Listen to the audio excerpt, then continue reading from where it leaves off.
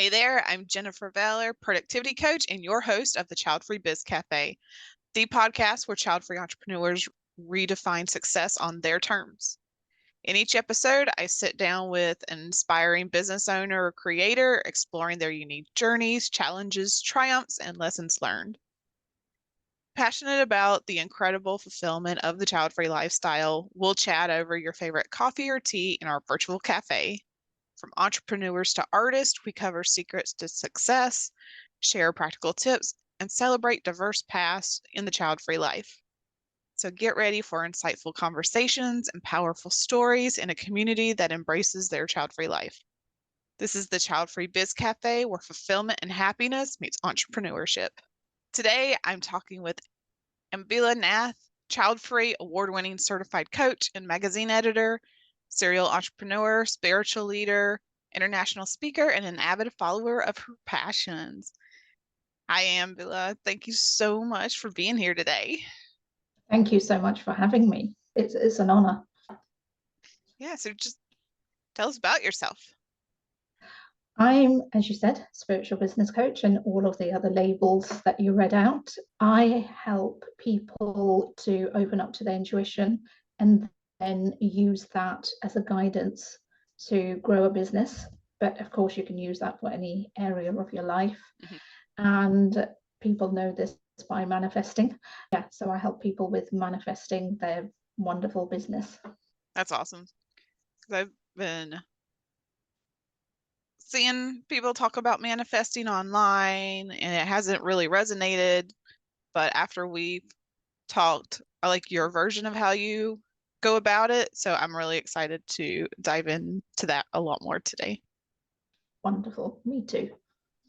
But before we get into that, share with us your child-free journey. I think the good dynamics relating to child-free is realizing that it's a choice, but also sometimes circumstances just make it that way. Mm-hmm. And in my case, it was an either or. I never had the biological clock within me that was constantly ticking that I needed to be a mother. For me, it was very much that if it happened in my life, I would be content. If it didn't happen in my life, I would be content. And it didn't happen. And I'm okay with that. Because I think it's just that realization that children don't define me. Being a mother doesn't define me. And because not having had it, it's not something I really miss. And truthfully, I'm connected by so many nieces and nephews and friends who have children that you kind of have that love, but not necessarily for it being biological. So my journey was very much that if it happened, I'd go with it. And then if it didn't happen, I was never going to force it to happen. And certainly in partnership, if I wanted children, but the partner I was with didn't want children, then I wasn't going to have children because I didn't, as I said, it wasn't part of my biological clock. Yeah, it just hasn't happened. And I'm okay with that. Yeah, so at this point in your life, is that still kind of where you're at, or have you decided I'm not having kids at this point? Oh, I decided a very long time ago that biologically, am I still open to, I was going to say, am I still open to if my partner has children or things like that? Then the answer is probably yes. But again, I don't give it too much thought, to be honest. But I am content and I am happy that I don't have children. Yeah. All right. So we're talking all about manifesting today. So what is manifesting and how does it work?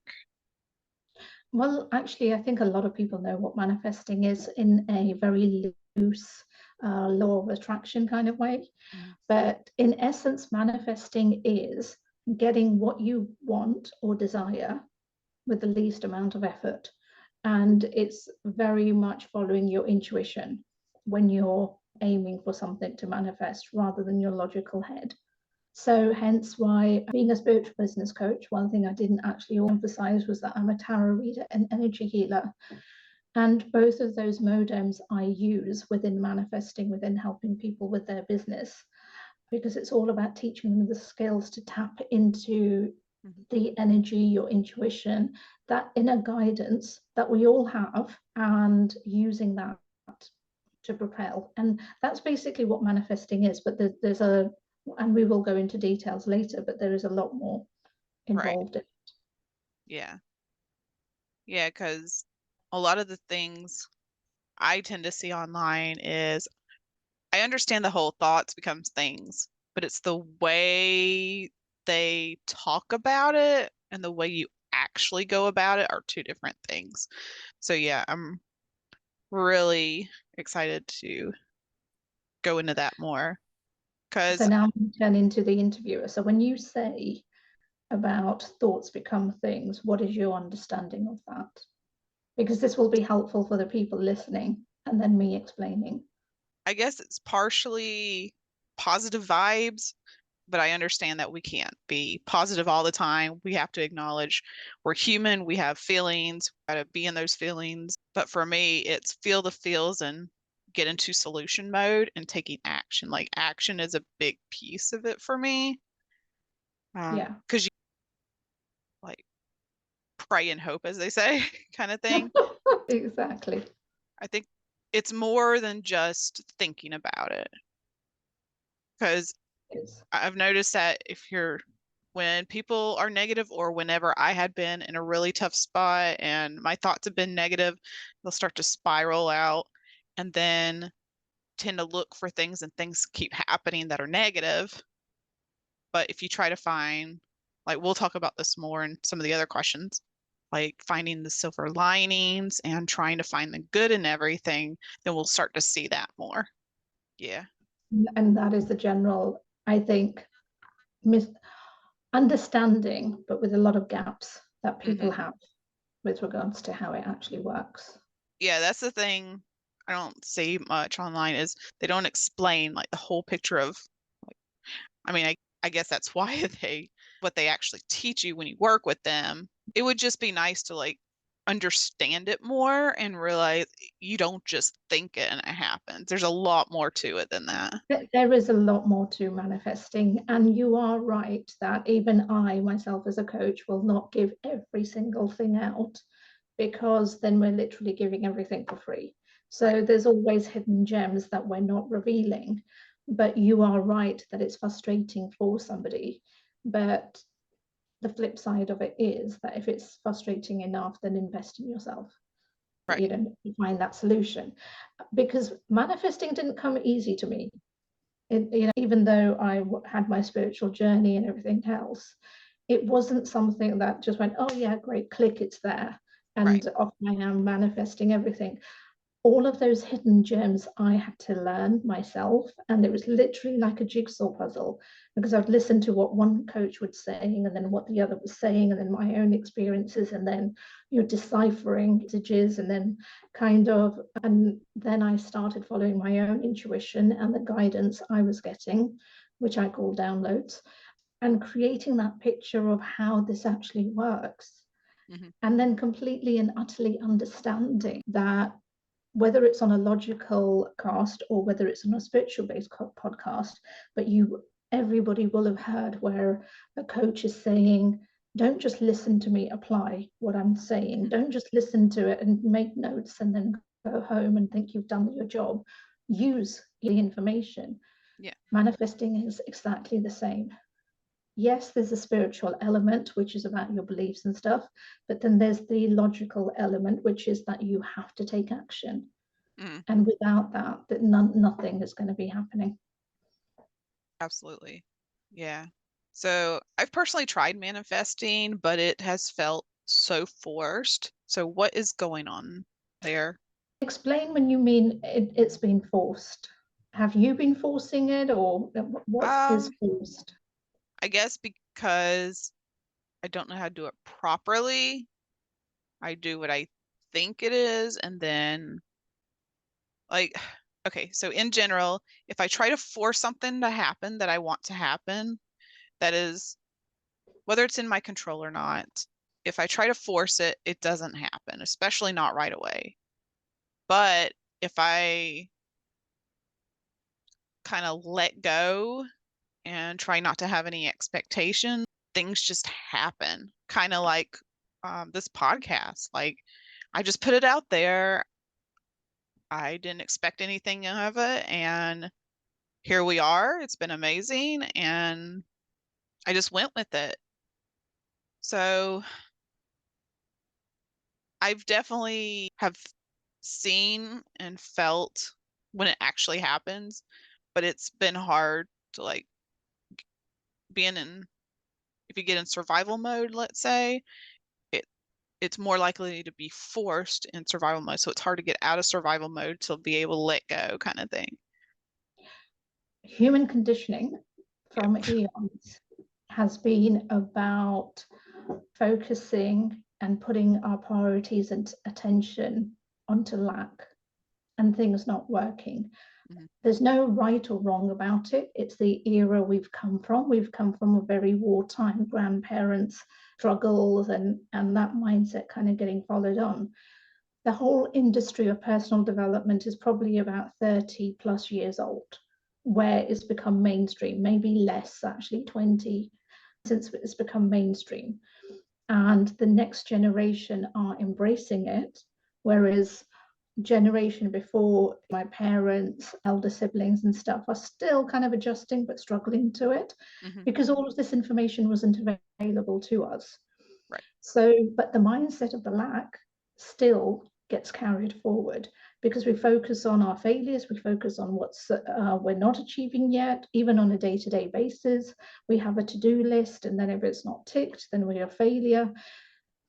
And that has become programmed in us. So part of manifesting is very much about doing the inner work. I would love to be on here and say, yes, no, you just think it, you click your fingers, it's all going to happen. But that's why they call me the straight talking spirituality, because I don't BS relating to the reality. And the reality is you have to do the inner work. You have to do the inner growth. You have to go through the pain and not hide it under the carpet, hoping that if you do that, you can still manifest what you want. So what you was basically saying regarding it being forced, that is blocks. Because when we get into that stubborn energy, think of it as a 2-year-old throwing a tantrum. There's a stubborn energy, you can't reason with them. You either give in or you ride it out. Okay. So when we're in that forced energy, we are in a stubborn energy, and that energy is not aligning to what we want. So the universe is kind of like, I don't know what she wants, but she wants more tantrums. We'll give her more tantrums. We'll throw more in her way that will make her angry, that will make her have more tantrums, that will make her believe that manifesting doesn't work, the universe is BS, and this is and everything, economy, you name it, everything. So they will keep it, it's a magnet. So that, because we're talking about energy, and energy is a magnet. So if you're focused on things not happening in your life, business, whatever it may be, the universe is using that as your identity and going, okay, that's what she wants, that's what she's comfortable with, let's throw more of that. So switching the pendulum, and this is where the continuous inner work comes in, is that we need to keep on reprogramming ourselves. We need to keep looking at our own behaviors and taking responsibility for the things that we are not doing. When we start to do those kinds of things, that's when the universe starts to go, okay, the energies are aligning more, and now she feels she's worthy, so we'll give it to her. And sometimes that can be a parking spot right outside your house, or it can be something big like the dream house you wanted by the beach. But equally, each one requires you to do the work. And the more you let go of attachment, because the universe doesn't work on the same time watch that we do, it works on your energy and whether you feel you deserve it and whether you'll appreciate it and all of the other goodness of it, that's when it will deliver. So which is the surrendering that you were talking about. I can definitely see that, definitely from personal experience. And would you say that worthiness of these things is also another big part, not just your intuition and taking action. Sorry, did you say worry? Worthiness. Oh, worthiness. Yes, 100%. Because that's what I was talking in terms of your energy aligning. Because when you feel you deserve something, and not from an ego point of view, but deserve wholeheartedly, then the universe is more likely, and we're talking about the bigger things, we're not talking about the parking spot. That's when the universe will go, okay, you're ready to handle, because everything that you are given comes with responsibility. So even the new house is going to come with responsibility, because you've got to maintain it, you've got to pay the insurance, you've got to pay for the cleaning, whatever it will be. And some people are known to get it quicker, but then they can't hold on to it.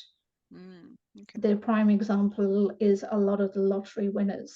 They will win the lottery, then within 2 to 5 years, they're back to where they were.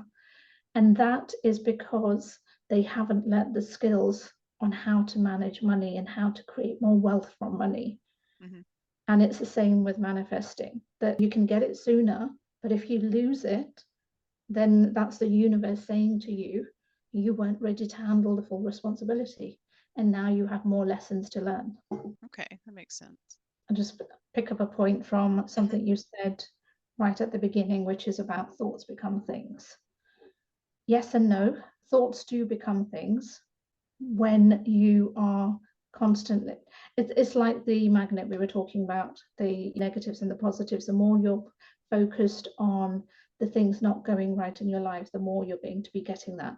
So part of manifesting is very much monitoring your thoughts, monitoring what it is that you're saying to yourself on a daily basis, and not necessarily about yourself, because you could be thinking about the world or a situation happening in your life, or I don't know, Netflix or anything, but it's just really monitoring what your thoughts are. And thoughts definitely do have power, and it definitely does have an influence as one part of the puzzle of what you want to manifest. Okay, yeah, that makes sense. So with time and energy management, I talk a lot about how important structure is with lots of flexibility. So how is this also true for manifesting? Okay. So manifesting, as I've said continuously, is very much to do with logical and spiritual together. You can't have one without the other. Whether people accept it, are open to putting the tags on it, it really doesn't matter. Because there are lots of people who are very logical, and then they are creating great businesses, great lives, homes, whatever it may be. They don't put the word manifesting. They just said, I worked hard for it and I got this. Right. And it really isn't about the tags, but they have created it. So with regards to the time management of it, spirituality, or spiritual, if you want to call it the realm, they don't work on linear, they work on energy.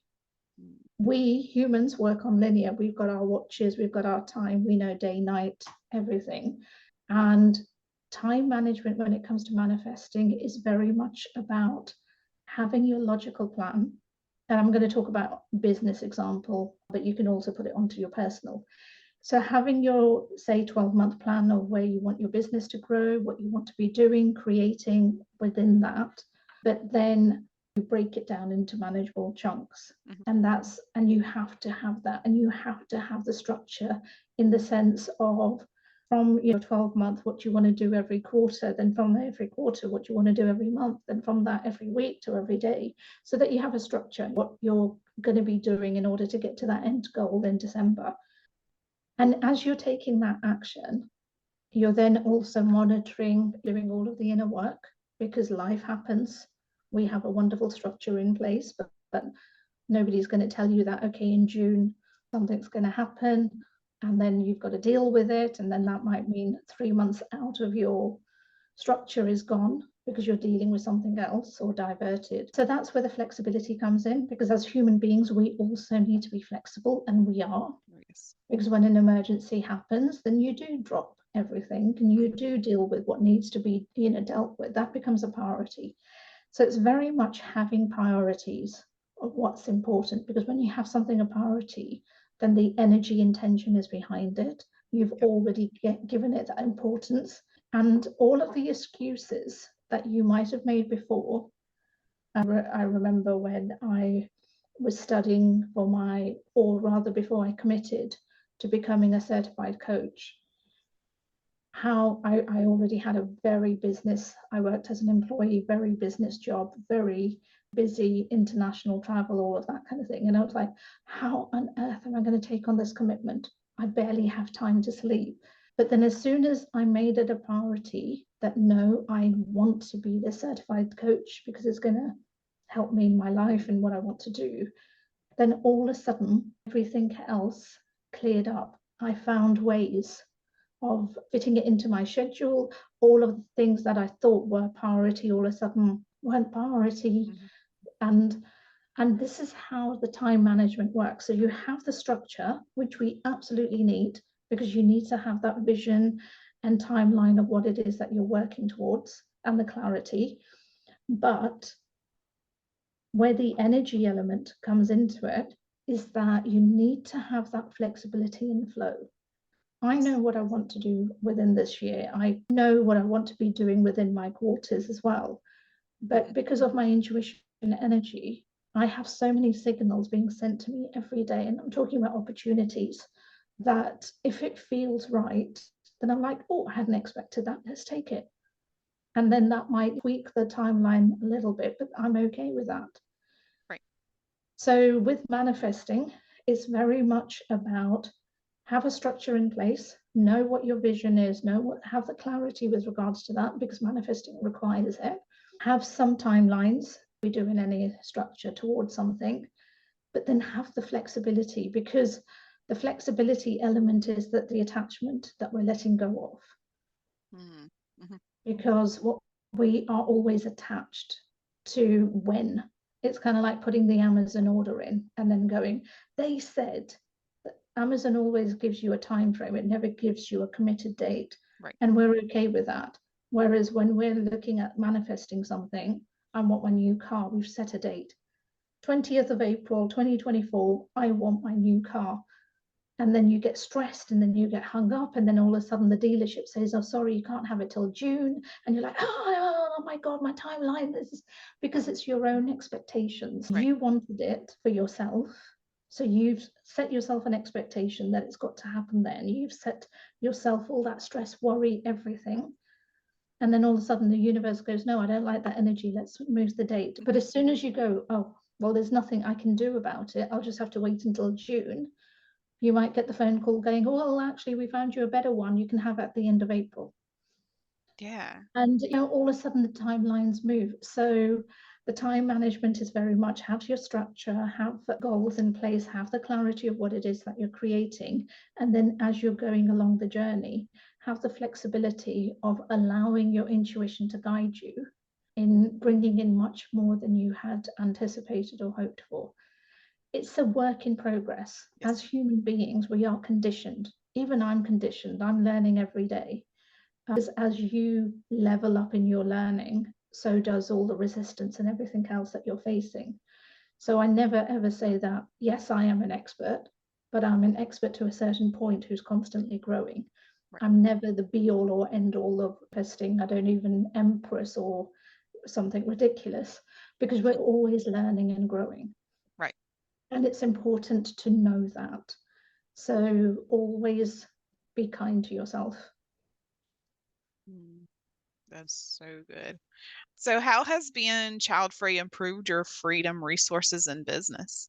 Good question. Do you know what? Because and this is talking from experience of my friends who do have children and not being on the other spectrum, I know the commitments they have in terms of family, in terms of being mindful of their own children's growth and what their children are currently going through. And in some ways, that does, on a psychological, emotional, every part, put a little hindrance on you and what you feel you might do, because we don't want to be overly selfish. We want to be, helping them to grow and become independent.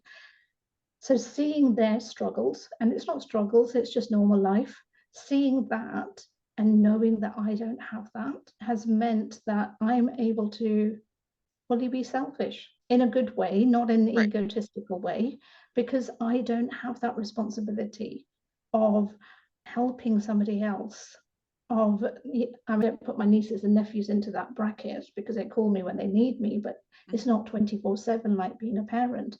With regard to that, it is very much about me and my life and what I want to do, and prioritizing what's important to me. And that, of course, does encompass friends and family as well. But I just don't have that added pressures and worries. And it does mean on a resource level, I am able to dedicate that time to my business or growth and whatever I want to be creating. Yeah, I love that. I've noticed that for myself also. Yeah, and just to enjoy life, because I don't have to think about somebody else's timetable in order for me to book something in. I'm like, oh yeah, my diary's free. Yeah, great. Let's go for it. Whereas, you're kind of like, well, are you going to be okay? What are you doing? Have something going on in your life, school, wherever they may be, that I need to be mindful of. But yeah, no, my timetable is my timetable. Yeah, we get that added spontaneity, Yeah. like doing this podcast. Yes, exactly. So yes, so that's basically what I would say for me. That's awesome. So what is one thing you want everyone to take away with today? I think the importance is for anybody who's been interested in manifesting are key things of know that it's a work in progress, know that you have to do the inner work. I constantly keep repeating that. And I'm sorry, I would love to give you a magic wand and just say it happens. But if you're not doing the inner work, and when I talk about inner work, I'm talking about your own personal development. It's going through the pain, taking responsibility of your own role in things, and not blaming the economy and not blaming X and not blaming the children or anything else, but going, okay, I have this situation, but what can I do to help myself, to help me, that kind of thing. And there's so much more into inner work, but it's definitely 100% when you do that, manifesting happens a lot more quicker. But also the universe, because you're clearing that space, the universe is then able to send you the signals intuitively to basically guide you, bring the right people to you, bring the right opportunities to you, because you're open to seeing them more, because you don't have the blocks. So importance thing, it's a work in progress. Know you've got to do the inner work, and surrendering will get you there quicker than forcing. Absolutely. Yeah. So how can we get in contact with you and just stay connected with you? Very, very easy, as long as you get the spelling right. Google me on my name, Ambila Nath, and you'll find me on my webpage. But honestly, quickest way is Instagram. Follow me on Instagram, DM me. It's the quickest way that I respond. I am available on Facebook and LinkedIn as well, but probably not as active. Gotcha. Yeah, and I'll have all the links and everything down below. Yeah. All right. Yeah. Thank you so much. That's a wrap for today's episode. Huge thanks to Ambila for being here. All right, that's a wrap for today's episode. Huge thanks to Ambila for being here. If you enjoy this episode, hit subscribe and share your thoughts in the comments, and send this to a child-free friend. If you want to connect with me on social, I'm Productively Child-Free all over social media. And remember, you're not alone. Until next time, stay amazing and live life your way.